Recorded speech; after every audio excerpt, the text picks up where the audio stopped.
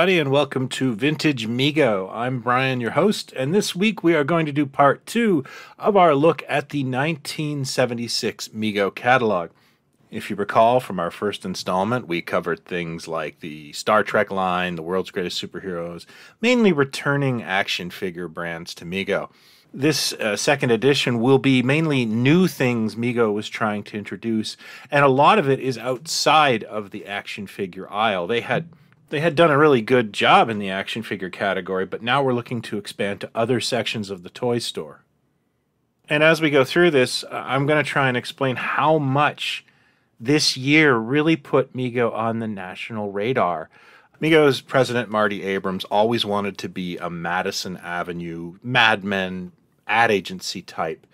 And it really shows this year. He has a really good flair for theatrics. Mego was known for making a big theatrical flash at Toy Fair, and this year may be their biggest year. And I'll get into that after we do a little bit of a slideshow, and then I'll talk a little bit about some of these lines. So hang tight and enjoy part 2.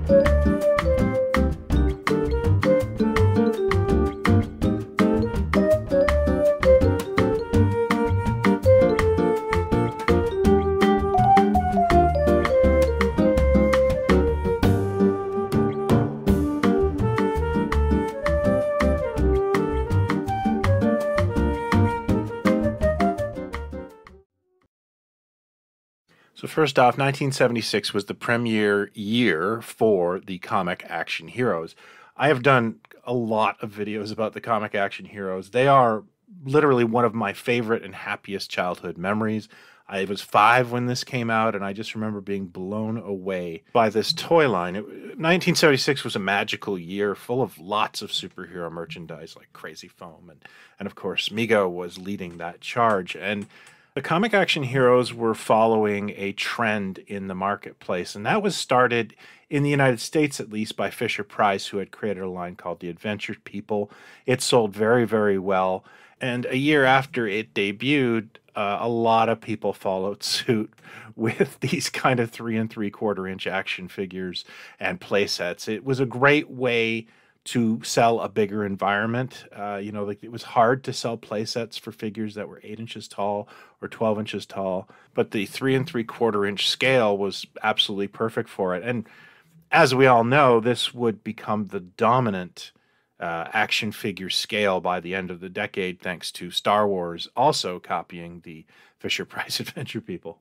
Comic action heroes would be phased out in 1978, replaced by the pocket superheroes, which is basically the same theme, in 1979, and it would continue right until Mego's demise. It was a very popular line of figures.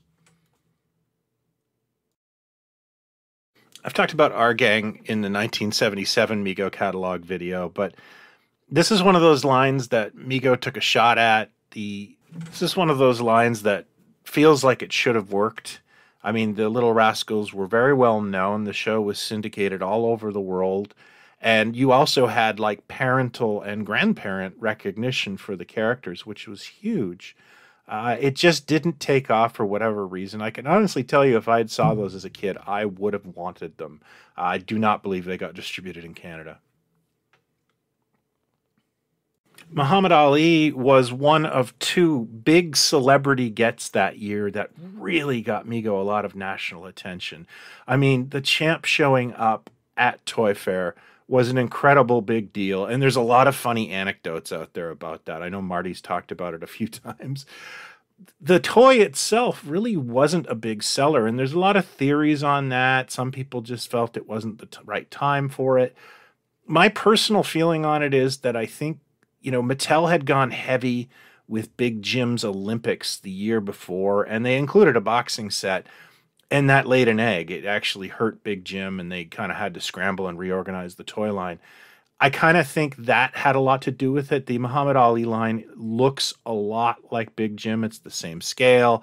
I just believe the lack of success of the Big Jim All-Star line was likely a factor when buyers looked at the Muhammad Ali toys.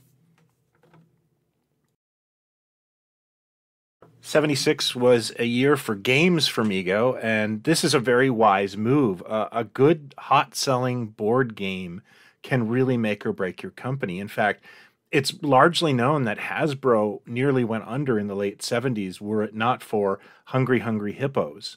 So this is a wise move by Mego, and to be honest with you, they have some really innovative games. I'm really not sure why some of these didn't take off, but they weren't a big hit.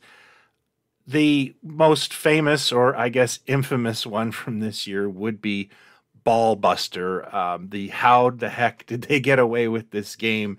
Ball Buster, of course, is like a highly prized commodity. A lot of Mego collectors want it. It's a lark.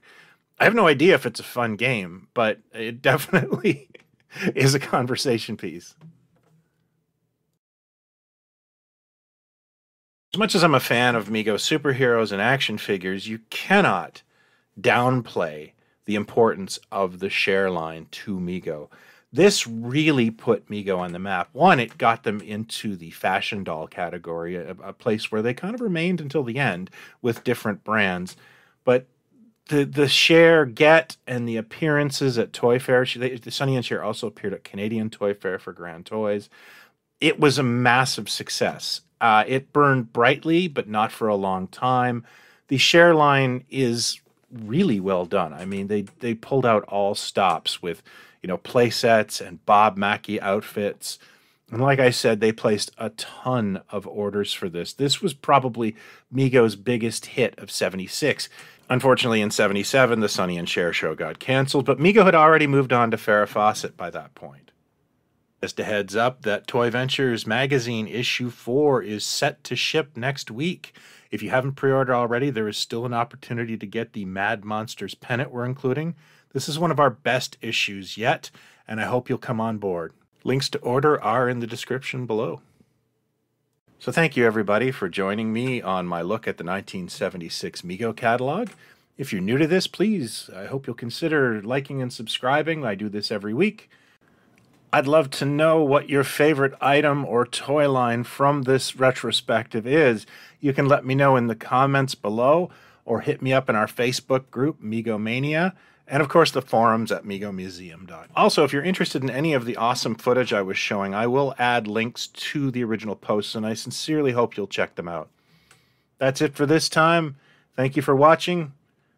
As always, talk toys, not others, and be well. Cheers.